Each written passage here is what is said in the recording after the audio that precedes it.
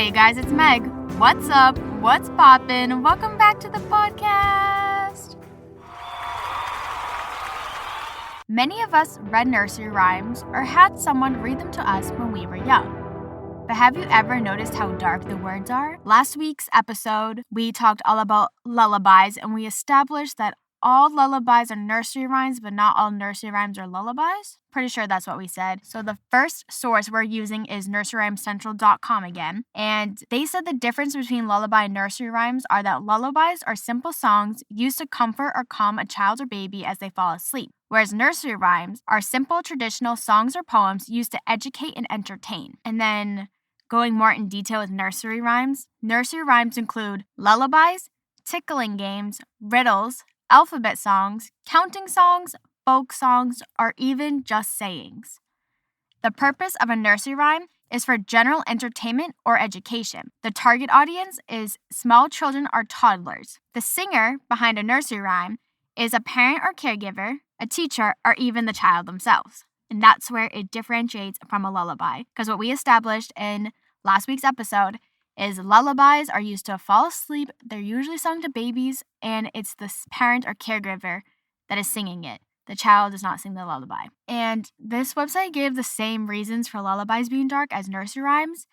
It's used to, talk about the untalkable. That was just a general description behind nursery rhymes, a way to show how they are different from lullabies. And honestly, this whole podcast, well, both of them, I got the idea because one day I was scrolling on TikTok. I know. I feel like that's where a lot of my podcast ideas have been coming from lately. But one day I was scrolling on TikTok and I saw a TikTok that was talking about the Muffin Man. Do you know the Muffin Man? The Muffin Man, the Muffin Man. Do you know the Muffin Man? I won't sing the song because I don't know if that's copyright. But anyways, it said, supposedly, I don't know how true it is because if you Google it, it comes up with yeah, it's true, but then it also comes up that it's a hoax. But it is saying that Do You Know the Muffin Man is actually about a serial killer that was luring children to their death with muffins. So it was literally a song used to educate the children to be like, hey, if you see a man with muffins on this street, don't go near him. Or if you do, report it to the police. Which is crazy. And I'm sorry if I just ruined your childhood, but we're going to ruin your childhood even more. We're going to talk about 10 nursery rhymes and their dark meanings. So cue the spooky music.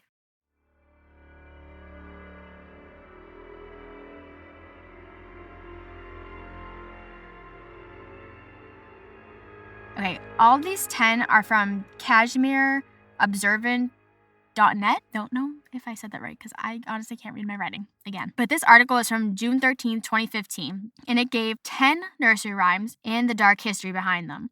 So the very first one is Baba Black Sheep. It is said that this nursery rhyme is based off a medieval wool tax that left no wool for the farmers and the poor. Black sheep were considered bad luck because their fleece couldn't be dyed. So Baba Black Sheep, have you any wool, is literally saying that the rich took all the wool and left everybody else with nothing, even though they were the ones who were breeding the animals, I guess we can say. The next one, I feel like a lot of us sang this song at recess or anything like this. It is called Ring Around the Rosie.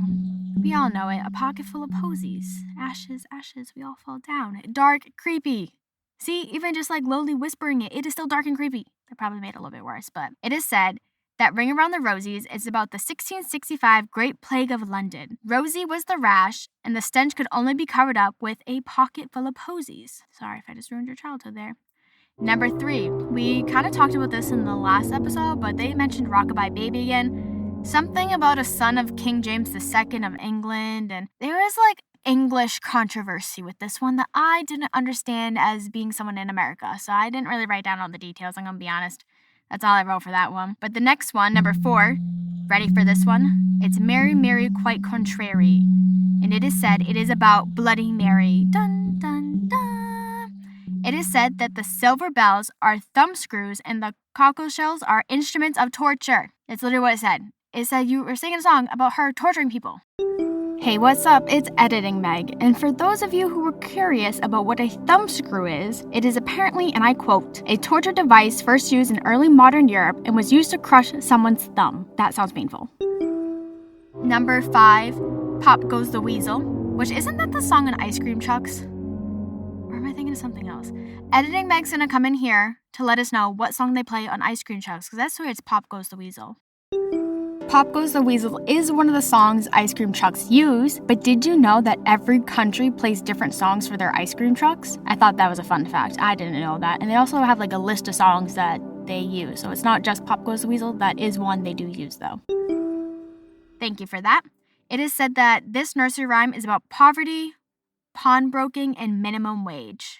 The next one, I don't honestly know this one, but it is called Georgie Porgy, and apparently it's about George Villiers, who was a bisexual nobleman who had an affair with King James I and was a womanizer. And it said that in this one, there's something about running away from Georgie, and it's apparently because even though he was a womanizer, there was often no consent involved, if you know what I mean. So that's why they ran away from him.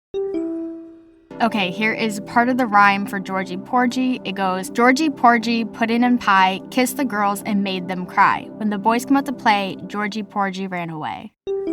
Number 7. This one I found so interesting because this is another one I heard about growing up. But Humpty Dumpty is apparently about a cannon that broke. There was like a little cannon during one of the wars that was named Humpty Dumpty, and it fell because another cannon hit it or something like that, and it fell and it broke and they couldn't repair it. Isn't that crazy? We're talking about war here. The next one, number 8. There was an old woman who lived in a shoe. It's apparently about King George II, who was called an old woman by his enemies because of the powdered wigs he used to wear. Yeah, they were kind of like making fun of him. It's kind of sad. Number 9, 3 blind mice goes back to Bloody Mary again. Dun, dun, dun. But apparently, the 3 mice are the 3 Protestant noblemen who were murdered by Mary for secretly planning to kill her. That's a awful time, you know. You're like hired to try to kill somebody and then they find out and then they kill you. So that apparently is why it's called 3 blind mice, because she also tortured them before she killed them. Because she was something else, it turns out to be, and I don't want to talk bad about her because we've been over this. I'm superstitious and I don't want to accidentally offend her spirit. And number 10 is another nursery rhyme that I have no clue what it is. I have never heard of this one. But it is called Oranges and Lemons. Maybe Ed and Meg will come in here again to maybe quote some of it. But apparently, Orange and Lemons is about a condemned man on his way to execution. Isn't that crazy? That is wild. Okay, here are the lyrics for the Orange and Lemons. It's 2 sticks and apple, ringy bells at Whitechapel, old father bald pate, ringy bells out gate, maids in white aprons, ringy bells at St. Catherine's, oranges and lemons, ringy bells at St. Clement's, when will you pay me, ringy bells at ye old Bailey, when I am rich, ringy bells at Fleet Ditch, when will that be, ringy bells at Stepney? When I am old, ringy bells at Paul's. It's Old English. I didn't understand half of that. Why are nursery rhymes so dark? It says how is this educational purposes? Like, I don't get it. Entertainment? Who is entertained by these things? They're terrible stories. I mean, I guess if you think about it, some of us are really into true crime and into like the Law and Orders, the Chicagos, the FBIs, the NCISs. So I get it. Like, we're all fascinated by trauma, apparently. But it's just weird. Nursery rhymes being dark remind me so much of the Brother Grimm's fairy tales and how dark they are. Even though, a lot of them got adapted by Disney or made family friendly, a lot of them weren't. And we could do a podcast on Brothers Grimm, so if you want to see a podcast on that, you should totally tweet me, DM me. And nursery rhymes have been around for so long. I wonder what the oldest nursery rhyme is. I'm going to have Ed and Meg come in because I didn't think to look that up. So according to oldest.org, the oldest known / recorded nursery rhyme is Ding Dong Bell from 1580.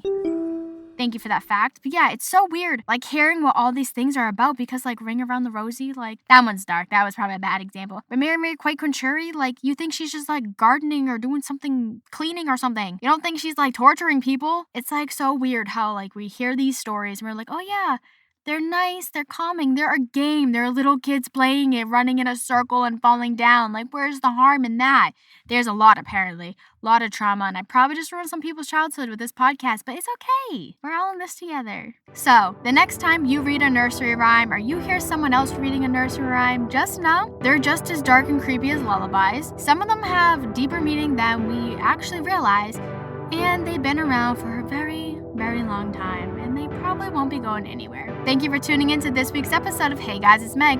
You can follow Hey Guys, It's Meg _podcast on Instagram for updates and good times. Come back next Monday where we talk about award shows and all the drama that follows them. I'll see you on the flip side. Peace out, Girl Scouts.